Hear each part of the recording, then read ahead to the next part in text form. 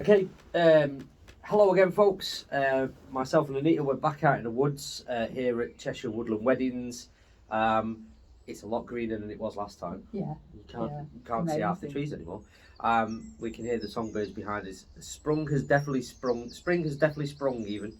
But yeah, so topic of conversation this morning that Anita's asked me about. Yeah. How did you get into working with animals? Because you've had a really kind of varied animal working career, haven't you? Yeah. The how and why. People ask me a lot actually, and I don't really know why, because there's nobody in my family that's worked with animals beforehand, apart from my granddad, who was a butcher, which is a very different kind of take on things.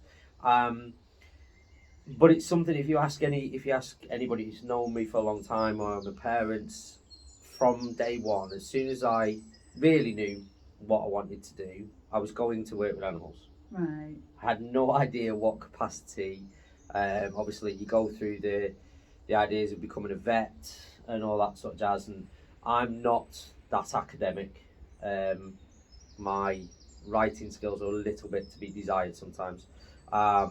So once I found out that it was kind of 5 to 7 years at university to be a vet, and that doesn't include the A-levels beforehand and everything else, that wasn't for me. I wasn't going down that route.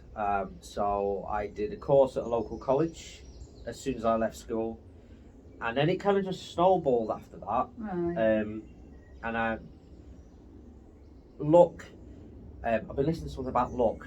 People saying you're lucky to get into that position, or you're lucky to be in that position. And somebody said something, and it kind of struck true a little bit. Yes, it's slightly lucky, but there's the preparation that's gone into you being lucky. Yes. You can't just be lucky. Yes. You have had to prepare to be in that situation for then somebody to come along and go, there's an option for you. Yeah. I mean, there is a lot to be said for the timing of things, isn't there? And you happen to be in the right position at the right time, or the right place at the right time. Yeah. However, like you say, if you hadn't have done all that preparation beforehand, you wouldn't be in a position to be able to take on board that opportunity, or for other people to realise that you have the skills that are required to do that. And there's a few people that have seen something in me that I've not seen myself, and then they've kind of pushed me forward. So there's been a couple of mentors throughout the career that have gone, right, come on, we're doing this, whether you like to do it or not, this is where we're doing. So I started at it was actually Reseheath College way before anything it looks like today, because now it's a proper zoo setup. Yeah. And then one of the course head called me into the office one day. At that point I thought I was in trouble for something. And basically said, I've got your job interview. You've got a job interview on Saturday. Get yourself down to Pets at Home. And then that started an 8-year career working in pet shops and retail. Then I left them and I joined a small zoo. Was there for about 5 years. Then moved on to a zoo on the Isle of Wight. Then to Bristol Zoo. And then a few things in between. And then now I'm working with Cheshire for whole career and doing things myself as well. So that's the general path. So what got you into working with the birds then? I've always wanted to do kind of birds of prey, falconry and stuff anyway. But I've kind of fallen into. Sorry to interrupt here. There's a woodpecker pecking away at a tree not far from us, and we can both see it really clearly. You can hear it and you can see it really clearly. It's just absolutely stunning. We've got 3 baby woodpeckers in and around the area at the moment. So there's the pair of them are there. That I don't know whether it's babies, but there's definitely a pair just on the trees over there. Woodpeckers. I would turn the camera around so you can see it, but these cameras aren't that good, so we won't be able to see it. Sorry, we were talking about birds. So I ended up being a presenter at a lot of the places where I've worked, being front of house staff. Retail side of things kind of helped me loads with that. Obviously dealing with customers and stuff. so I ended front of house staff, and doing presentations. You always end up flying birds, because when people come to see a demonstration at a zoo or anything like that, birds are, I won't say easy, but they're one that's used in displays a lot for people to see. Yeah. So then that kind of snowballs into birds of prey, and then you just carry on going with that one. Yeah. So Yeah. again, it's right place, right time, and situations that you're in that just happen to move. So as well as that, I've also worked and trained fur seals, parrots, kookaburras, raccoons, meerkats, all for display purposes. Wow. So yeah. Wow. Yeah. But it's funny because, again, my working with the birds now and working alongside you, that was completely, you know, I'll say it was by accident, really, because I came to see Steve. I was introduced to Steve, who owns the falconry, by a mutual friend who thought, at the time I was doing a lot of leadership development and a lot of coaching and that. And I think Stephen not long since lost his wife, and so it was kind of like it might, you know, I might be able to help him with business or you know, any personal issues. It wasn't really for me to be involved with anything else. And then Steve started to tell me about working with birds of prey, and then said to me, why don't you go on one of the experiences and spend some time with the falconers and so on. And it was like, oh my God, it was honestly, it was like I had no plans to do any of this. I arrived here in a business skirt suit and court shoes, you know, and no interest in birds of prey or any birds for that matter. You know, when I was little, we used to go to Scotland a lot, and we'd see eagles and that kind of thing. And I've always loved that, but not, you know, getting up close with them at all. No. And as I say, when Steve started to talk about it, I was lecturing at university at the time on subjects such as emotional intelligence and transformational leadership, and I was working with leaders in doing a lot of emotional intelligence assessments and helping them with leadership skills and so on. And for me, working with the birds mapped onto theories of emotional intelligence, because like at the core of one of the models that I use is SelfAwareness, awareness of others, and self-regard, regard for others, trust, all of these kind of things that are so important to falconry.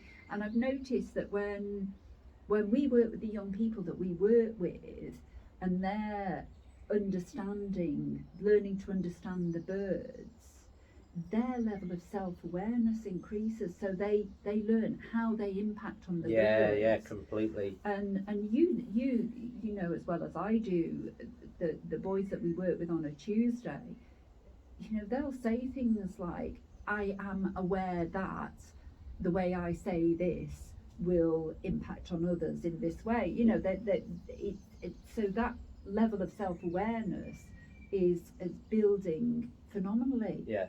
Well, it's like the chap we used to work with last year. Obviously, he had Tourette's. Oh yeah.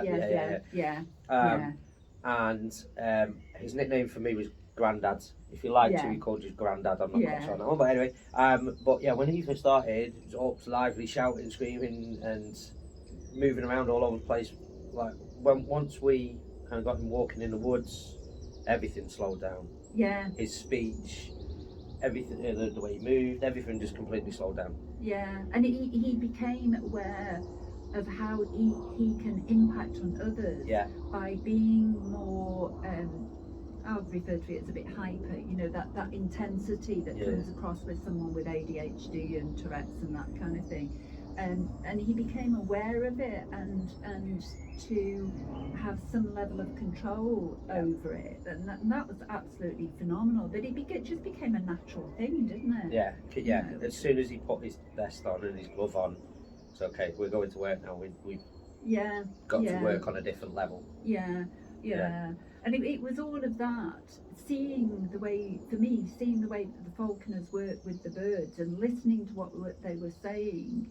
And then, you know, when I'd watch them training other people and about that awareness that you need with the birds when you're manning the birds, and, you know, something like a hawk and how you're getting it used to being touched and all that kind of thing. And it was sort of like, you know, the instructions like, you can't approach a bird in this way because you need to be aware of the impact that has on the bird, because if you're looming over from above, then Everything's then the bird is more aware of things that come from above and feels threatened and all of this. So as you're learning this, you're learning I impact on others in this way. And also having an understanding of how the bird is impacted on, and how it's, for want of a better word, feeling and you know, its reactions to it based on you. So it's that self-awareness and awareness of others that comes through it, and it was always phenomenal for me. That constantly reading the situation. And for that, within sort of, I would say, 2 weeks of meeting Steve, that was a game changer for me. It was like a eureka moment, and it was like, oh my goodness, this can really help people. Massively. Obviously for me, working wise, it's always been kind of with animals, bit of front of house with doing presentations, but obviously working with you over the last 3 years, nearly 4 years now. Obviously we got more involved with that, and then it's opened my eyes to a lot of other things and potentials that could help people with nature, and I'm watching birds flying around. If everybody's wondering where I'm going, it's just phenomenal.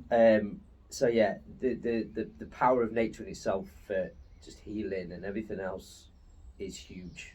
And I think for me, over the coming years, my career is going to probably turn slightly more that way. It's never going to come away from animals. No. But it's turning more that way, inclined to help people more now, I think, as well.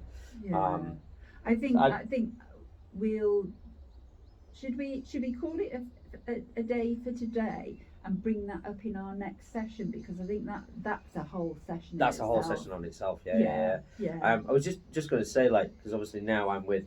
So on career-wise, there was a bit where I stepped away from the animals and I worked in an industry that I never thought I'd work in. I actually worked with the railway for a while, and I'm not ashamed to say that at one point I pretty much broke. Like, I was done. So I was off with stress, anxiety, all the rest of it. And it got to a point where myself and my wife sat down, and it was a case of, okay, we need to do something else now. And on about right time, right place, right time, just happened to be looking through adverts for jobs, and I came across Steve at the centre was advertising for a head falconer. At a particular time I was like, okay, I haven't got experience to be the head falconer, but we'll throw in my CV and see what happens. 20 minutes after sending the email, Steve phoned me up, come down for an interview this afternoon. And the rest, they say, is history. Oh, that's amazing. So right place, right time, but again, preparation to put myself, my CV was good enough for Steve to go, okay, we'll speak to him and see where it goes from there. So brilliant. So that's us for now, and we will see you again soon. Take care, folks.